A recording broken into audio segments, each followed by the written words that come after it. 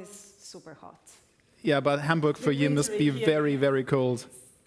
One of the most important topics for you is sovereignty. We just heard a talk about like identity of having free choice. Why is this topic so important for you, and how do you define sovereignty? Yes, so I guess definition maybe not the best way, but I can try. And possibly digital sovereignty also in today's world obviously doesn't only mean technological sovereignty, but also we have a very important geopolitical dimension, an economic dimension, and just purely a political dimension of sovereignty. But I think maybe very simple first, it means that we see during the pandemic how much technology is not anymore just a question for you guys working in the industry, and it's not just a question for geeks or technology experts, but suddenly is becoming part of, everything we do. So we have experienced probably also in Germany about, distance education, smart working, more and more e-commerce, 30% more of use of e-commerce services, healthcare. I'm sure you had here these contact tracing apps and all these kind of corona apps that people are using. More and more digital ID is becoming part of your everyday life. So I think we are accelerating digitization in a way that's unprecedented in our society. And I think digital sovereignty means that accelerating digitization is not enough, because it's going to be speed up, and we maybe going to talk about what Europe is doing at the moment. But I think we also have to give a direction to digitization, which in the first place means as a society, we want to decide first how do we govern those technologies, and we heard a little bit about that. So do we want to be in control of our data? Do we want to keep our rights in the digital society? Which means in Germany you have this strong word, information self-determination, or being able to have your autonomy as a person and as a human being, but also you want to keep your worker rights, so you don't want to be a slave of the gig economy, and many other things. So what it means to have rights in the digital society is very important. But also, I think, maybe important for you as well is how do we direct the power of technology, which is the power of collective intelligence, but also of the technological infrastructure that we are building, connectivity, artificial intelligence, microchip, 5G, quantum, all of these, to society's biggest challenges, which at the moment, I think today here, there is a strike, so the Fridays for Future are outside telling us we have very limited time to act, so I would say the climate emergency being the first challenge that we have to face. And then also transforming our cities. We need to redefine mobility completely. We need to do the ecological transition. We need to also spread wealth much more equally in society. And we need to actually defend our democracy. So now you made a huge journey. No, but this means that I'm a bit concerned when I hear that we are attracting the most talented people of our times, which is you guys working in technology, because with these people working in artificial intelligence, quantum, and all these technological infrastructures are some of the most talented people of our times, but maybe we tell them that they only need to monetize eyeballs. No. I think there is much bigger actual collective problems, environmental, social, economic, that we have to face as a society, and we want technology to be leveraged for that. So this is what technological sovereignty means. Then there is, of course, a dimension of data sovereignty that maybe we can talk about later. But I think there is also a question of course, national security, economic competitiveness, and so on, which is very important to technological sovereignty. And one big problem that Europe has is that today, if you look at, I'm sure you are very familiar with those graphs telling us, what's market capitalization of the big tech companies, and you see that until very recently, the first 10 companies in the world with more power were maybe oil or pharmaceutical companies. Today, they're tech companies. And the big tech today make around, 8 to 9 trillion US dollars of market capitalization, which is more than the entire European stock market. So this is not good for Europe. And amongst the big tech companies, there is none of them European. So this means that the value is shifting somewhere else, and that Europe needs to come back to acquire capabilities when it comes to make technologies here, and also, of course, scientific competitiveness. So we have a huge journey what sovereignty means. Yeah, so we need to build technologies made in Europe which are more tailored to our principles, values, and also our objectives in the future. Okay, but first let's maybe dive into the big question where we have like this kind of clash. We have these big tech companies, just name. They are all coming from the US. We have companies and the Chinese equivalent coming, they're coming up from China. There are very few to little European companies. We had like Wirecard just imploding recently. On the other hand, they provide us with services that are so damn convenient that we cannot really refrain from using them. But how can we grasp as a society this clash? You know, the EU is doing stuff and doing regulations, but some critics are saying they are over-regulating, and the politicians are not really understanding what these companies are doing. So how can we get these two point of views together? Two things about that. First of all, this is connected to what I was saying before. So more and more society understands that actually digital infrastructures are underpinning essential services of society. Healthcare, education, working, what we do in cities. So they're really essential infrastructures of our time. And even there was a debate in the European Parliament saying they should be access to the internet or access to connectivity should be considered a human right for everybody. Like water. Because on that, exactly, because on that it depends what we can do as human beings. But at the same time, we realize how much we are dependent on very few companies that control the cloud infrastructure, software, hardware, and our data in particular. And these are the big tech, I mean, Google, Amazon, Facebook, Apple on one side, and then Alibaba, Tencent, Baidu, Huawei, on the other side. And so this is a real problem, because what do you do when you are so dependent? It also means that the rules of the game for the future are not set here. Well, the communist answer would be clear. The communist answer would be clear. Just take it as a society and... Well, I mean, I think the question there, it's not so clear, not even for the Chinese. I think here we have a future society that's like split into two possible avenues. What I call, on one side, the big tech, which is the Silicon Valley surveillance capitalism model. That's how Shoshana Zuboff from the Harvard Business School talks about the Silicon Valley model. And on one side, we have the big state, which is the more digital authoritarian Chinese way, where you have social credit system for the entire population, surveillance cameras everywhere, data aggregated everywhere centrally. And of course, as a citizen, you just have to be harmonic. But the Chinese, as I heard, they like this way. The Chinese, though, are now regulating, starting to regulate their own companies. But those two models, the big tech and the big state, I don't think they really apply to our, let's say, liberal democracy model in Europe. So we have to come up with our own way, which have been defined big democracy.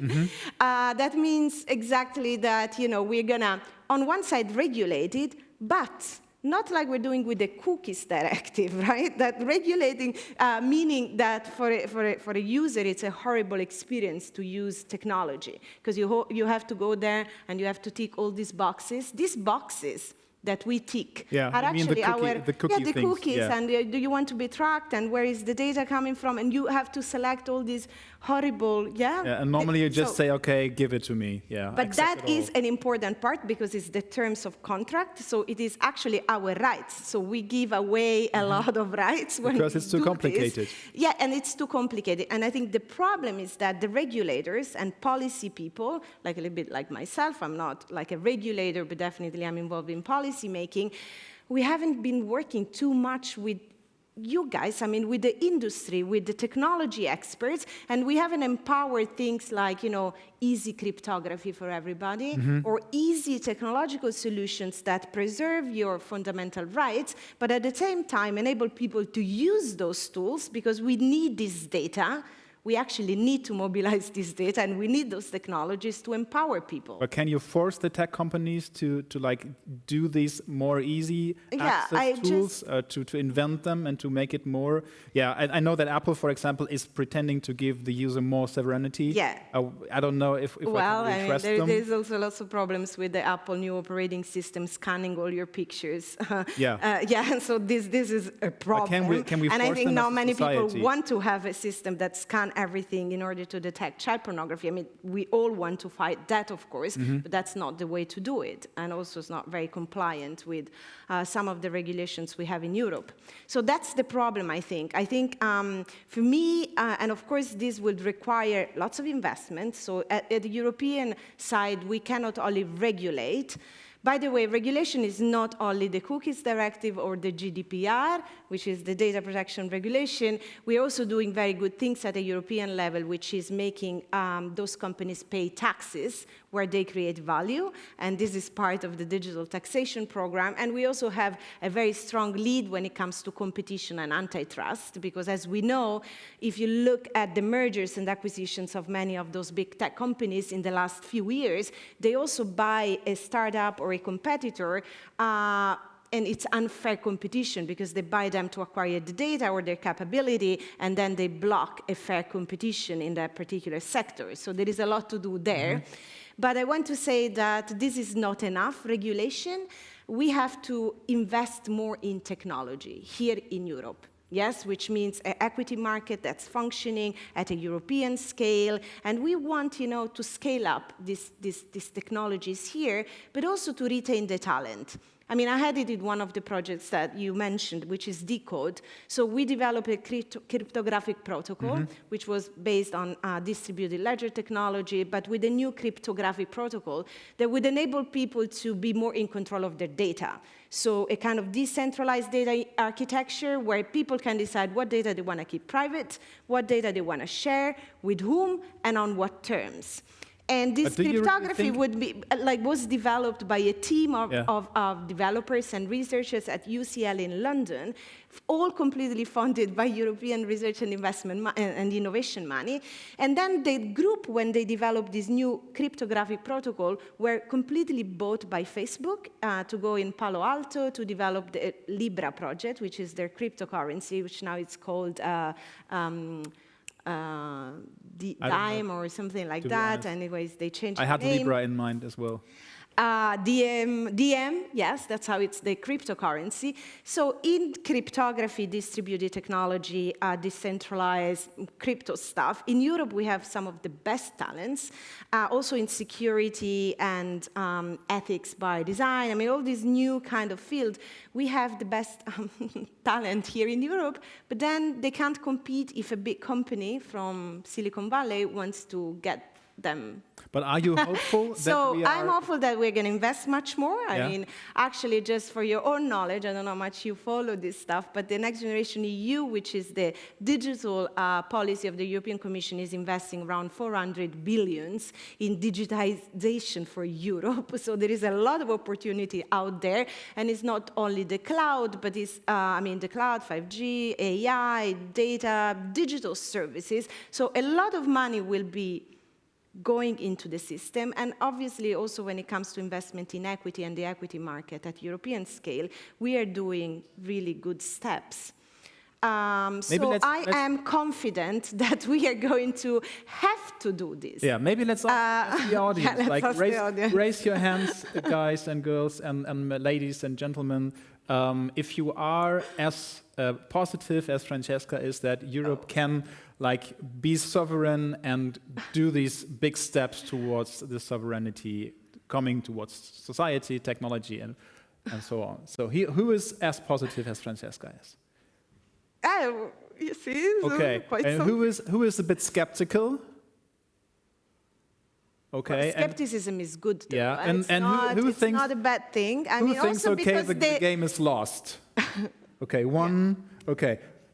Yeah. Okay, one. That's fair enough. Well, that's actually not too bad, Yeah. because I mean the state of the art is not very positive. We know that. I mean, of course, it's continuously saying, "Oh, how can we be so powerful as Google? We can't beat Alibaba. We can't. Also, we don't have the right financial investment, but we have a lot of capacity, a lot of talent, and I think we have a way to look at this digital future that's really a bit different, and we should be proud of that."